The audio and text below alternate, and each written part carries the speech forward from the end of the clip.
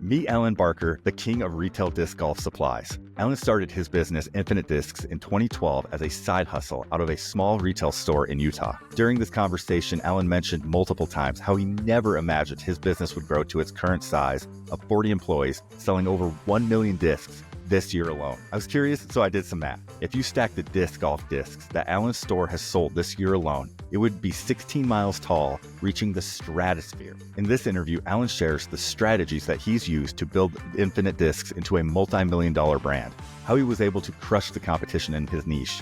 And don't miss the end of the interview where Alan shares his advice for starting your own business. Let's get to the interview. Alan Barker, thank you so much for taking time to do an interview. I'm stoked to meet you. What is your business? The business is Infinite Discs, and we sell discs. You started this kind of as a side hustle, right? Yeah, absolutely. No intent, no idea that there was even a big enough market to make it a full-time income for me, let alone the 40 employees or so that I now have. When I started the business, officially, it was all online. Actually, initially, we worked with a distributor out of Kansas that would drop ship. And there were a lot of issues with that, like I'm not having the inventory. So we just, let's try carrying a few of the brands. And we're like, it's not hard to ship the disc. It really is the perfect size for e-commerce.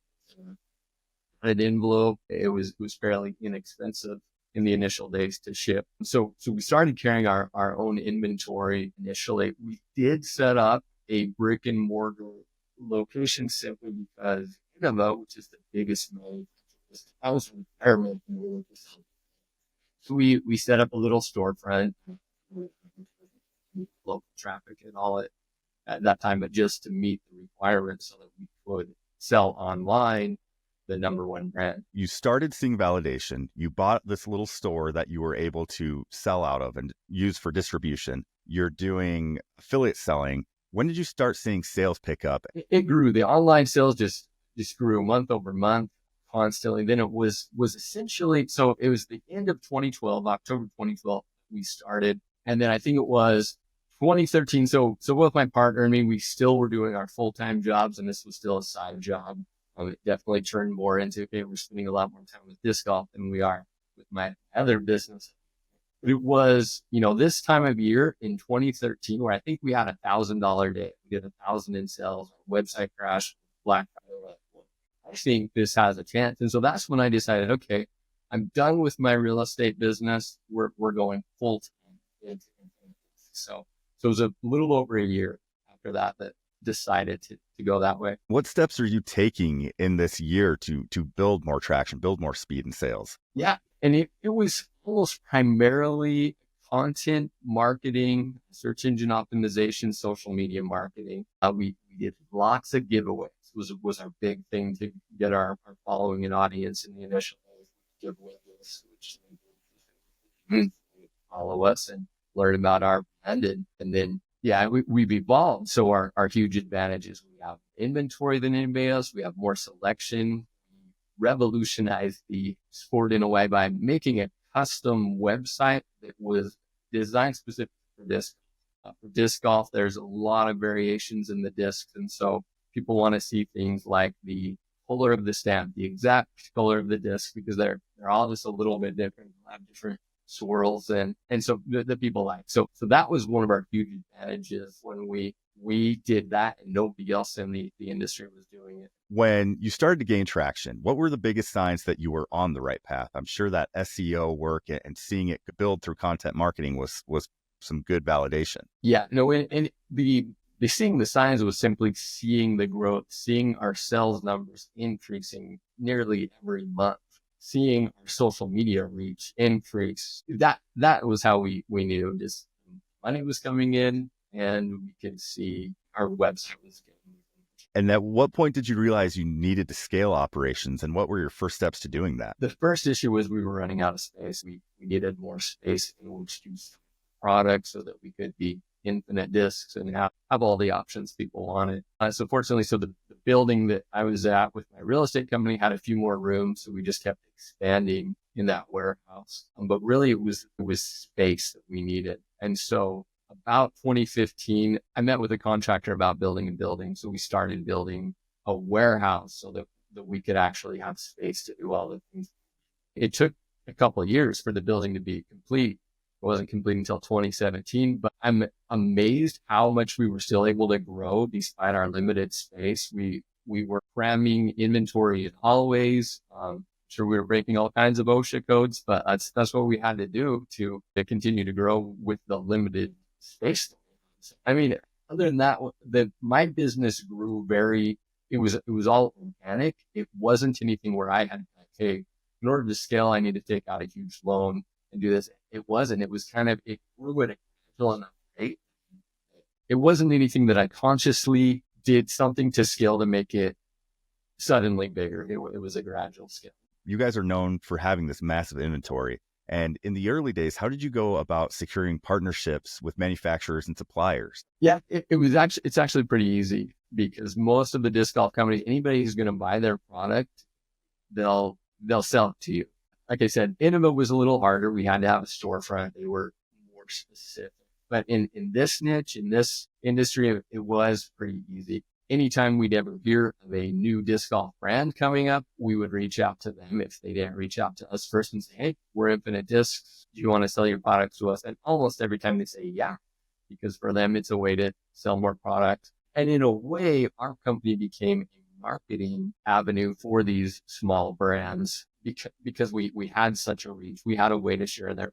So getting partnerships was never an issue or an obstacle for Infinite Disc. And so I think we've talked about this a little bit more, but I want to ask this question directly because you really hammer in that when you started this, you never had an expectation of this growing huge.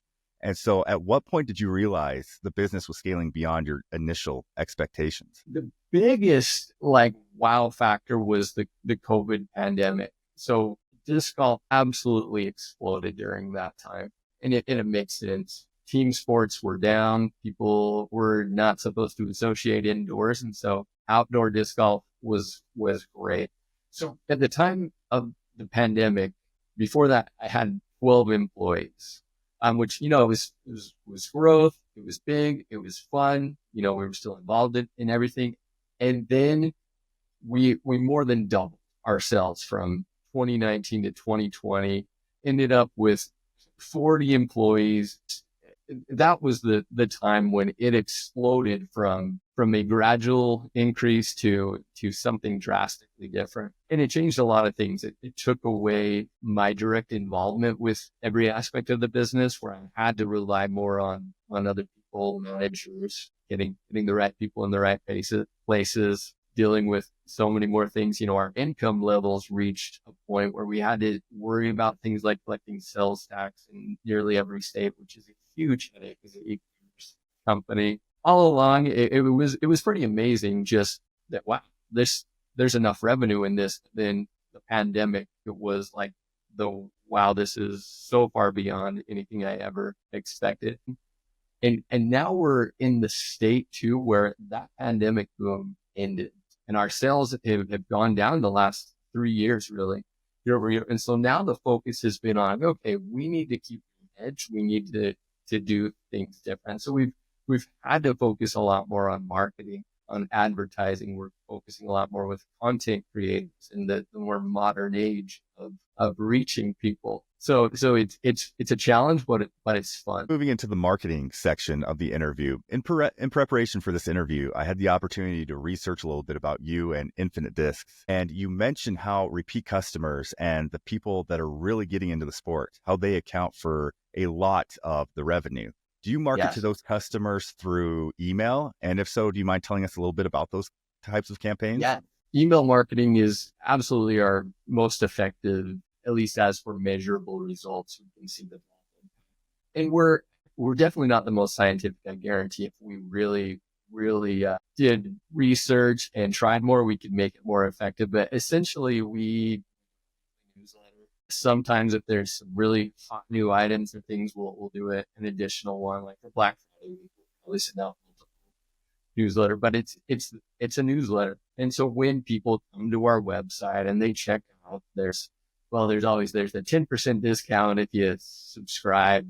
So a lot of people do that, but also just when they check out, hey, be on our mailing list. Most people automatically check and stuff. So it continues to grow. And that's just really effective at getting the product out. We're able to share things that are new. We're able to share the things our content creators are making. So yeah, email marketing is really important. In another interview, you mentioned tapping into existing disc golf communities as a way of building your platform. How did you go about introducing your business in these communities? Yeah. So a lot of that is through like tournament sponsorship. Most disc golf communities, there is a club that will run different tournaments. And so we have in our platform a system where tournament directors they can buy special custom discs for their events, but then they can also send payout in Infinite Disc gift cards. And so the tournament, the people who win, they win credit to Infinite Disc. And so it's a great way for people that don't know about us, who now they're forced to shop from us because they have gift cards. They're really forced. So that's really huge. We also sponsor professional players, as well as we have a team. It's not a team. Disc golf is a team. That's what it's essentially sponsorship for regular people, mostly people who have who are the ones running those disc golf leagues, who run tournaments, and those type of individuals get some perks from us. They get discounts from our store. They get some free apparel, things like that for representing Infinite Disc. So that's one of the biggest ways we reach out to the different communities of disc golf.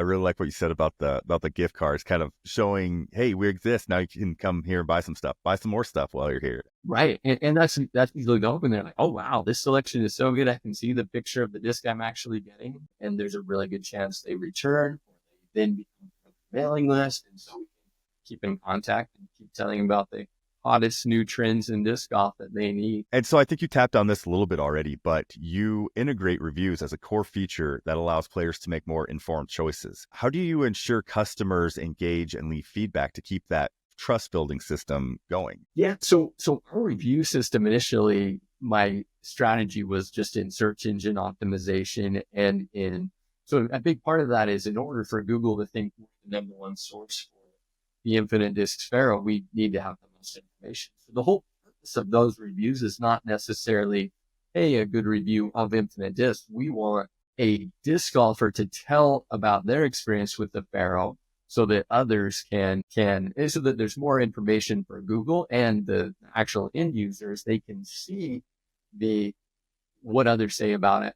And for the most part too, our objective isn't, hey, we want everything to be 5 stars. No, we want honest reviews. What is best? And we'll sell whatever the consumer wants. We'll stock what sells best, and we want you as the consumer to have the best. You mentioned after the pandemic, you really had to hit the marketing machine hard. What role does content marketing play in your strategy, after the pandemic? For example, like how do blogs, videos, tutorials to attract new customers? What does that look like? Yeah, so it's different than it was pre-pandemic, in that previously my content was primarily for search engine optimization. I'm going to say search engine usage is down, because so many more people, they're going onto social media, or even AI, or even the Google results just give the AI explanation. And so we're still trying to figure that out, the best way to make this content marketing. Definitely one of our big strategies is just, we've hired a guy, Tyler Brickley, who disc golf comedy, and he just makes funny content. And so, yeah, it still gets the message, but our main goal is to make people like our brand and associated us with being fun and funny, while still sharing the message is kind of what we're doing. The same thing applies to like professional players we sponsor. It's a way to use their influence, their followings as disc golf influencers, to be associated with our brand. The hard thing about that is it's hard to see direct results. I mean, we still do search engine optimization where we're going to try to make sure we're the sources and use any tips about disc golf products, just good information. But that isn't quite as successful, nor as easy to manipulate the search engine Google rankings as it used to be, because there's a lot more competition, and there's just a different way that most people get their information than they did in the 2018 era. As you started to grow and you needed to hire people, what were the first positions that you needed help with? That's the thing that's so fun about this company. We made it all up as we've gone. I mean, almost everybody we would hire just as order processors, because that's the thing we always need. And for the most part, most of the hires were for people that we would just took internally. Like, okay, this is a talented person with a lot of skills. Okay, this guy used to own a business selling CDs, but unfortunately that CD industry died. And so he has some skills. He understands business and marketing. So he's become my vice president. There's a future because of the passion many disc golfers have for disc golf. We've also been able to hire a bunch of people who come here because they love disc golf. And so we had a guy who actually moved from Wisconsin, just started working in regular stuff, but he's very talented. And we just keep figuring out new positions and things for him to do. We've made it up. It's like, okay, we need someone to do marketing. So now we have a social media specific manager, but that's a newer thing. Before it was just, this is one thing that an employee who also ships orders used to do back in the day. Well, how do you find great people for your team? What things do you look for when you're hiring? The nice thing is I've removed myself from the hiring role a few years ago. So I'm not the one who deals with that, which in a way is not as good because I don't feel as connected to a lot of the new employees. But I don't know, just looking for good people with ambition, people that they're passionate about disc golf. They're a lot more likely to take the risk of working for a company like me for probably less pay than they could get somewhere else because they love disc golf. They love what they do. So that's been a unique advantage, help that I have that most businesses can't have because they're not as fun as Frisbees. So moving kind of into the end of the interview, personal insights, mindset questions. I had kind of a squirrel moment and there's a question that just kind of popped in my head that I got to know. How many discs do you guys sell a year? Yeah. So we have the discs we sell wholesale. We have the discs that we sell retail directly to consumers. I'm going to say about 1 million discs a year between all channels. Holy cow, 1 million discs per year. That is good for you. That's a lot of discs. So many businesses fail in the early stages. What do you think set Infinite Discs apart in those crucial first years and so that you could grow and build what you have today? Yeah. I'm going to say the biggest thing had more to do with me and the situation I was in when it got started. So I had a successful business already running and operating. And so I was able to work for the first 2 years without taking any salary from Infinite Disc, because when you're new, even though we were bringing in money, everything goes back into the business and growing the business. And so that was a key factor because I was already ahead because I had other revenue sources. If I had to take money, that would have been a lot more stressful and it would have been hard for the business. So that was a huge factor in why it was successful in being able to take more risks without impacting family and just day-to-day living. Other factor was the timing. I mean, it was just really easy in those days to do search engine optimization for disc golf. And so we got out there for almost no advertising dollar, just time spent making content and doing optimization. And so we were getting customers at very little.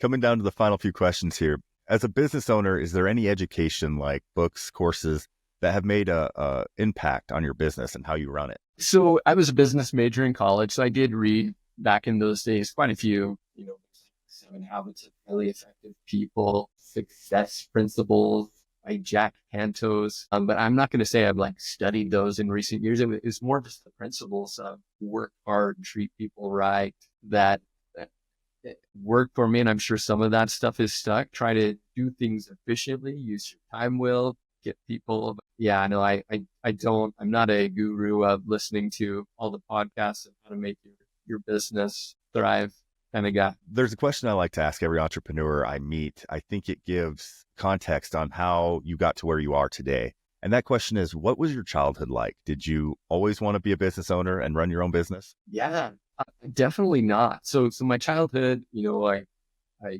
family of 4 kids. I love playing sports. I played sports all the time, and that was what I did for fun. pretty normal. I was never like exceptionally smart. I was never above average, just a normal kid. So in college, when I studied, so with my business major, I had a choice to choose my emphasis, and I could choose marketing, entrepreneurship, finance. And I didn't want to do entrepreneurship because I wasn't a risk taker. Like I didn't intend to start a business, but it was that thing. So I sold my dish network, and I'm like, okay, I could do my own business like this. And because I had that experience and I knew how a business run and how I run it, I did start my own business. So as a child, no, I never did intend to be a business owner. Although I do have kind of a funny story. So when I was in first grade, we had to say what we wanted to be when I grew up. And I just drew a picture of me with a briefcase. And I'm like, I don't know. I just want to be a work dad who goes to work. That's what I want to do. And so they're like, oh, okay, you'll be a business leader. I said, yeah, that's it. I'll be a businessman. And didn't know what that meant, but I guess it did come true. What advice would you give to someone looking to start their own business? Yeah, I'd say go back to put yourself in financial position, sacrifice now so that you can have that success. So those early pitfalls that so many businesses felt don't happen. And then the other thing is just look for opportunities. Almost all the different, my different moves between my different businesses. It wasn't because I was looking for a business to start. It was because I saw an opportunity. I saw success. And so then I decided to implement and grow on that success. And that's how as the business has grown all along too. It's like, okay, this is kind of working. Let's really emphasize, let's focus more, let's invest more in this because we're seeing success in it. So yeah, as for advice, look for opportunities and save your pennies now. Sacrifice if you really want to make business work. Where can people find more about you and your business? Yeah, so not much about me out there except for whatever you found. So if you can Google it, infinitediscs.com is the website, and we have all the socials, lots of really fun things. If you're not into disc golf, you can follow our disc golf comedy. They're pretty funny ads by Tyler Brickley. So yeah, everything at Infinite Disc is how you can learn more. So Alan, thank you so much for taking time to do an interview. It was great to hear about your story. Great to hear the advice that you were giving out. It was just a pleasure. Hey, I appreciate it too, Corey. It was fun. It's always fun to share my experience, and hopefully it can help others. So thank you.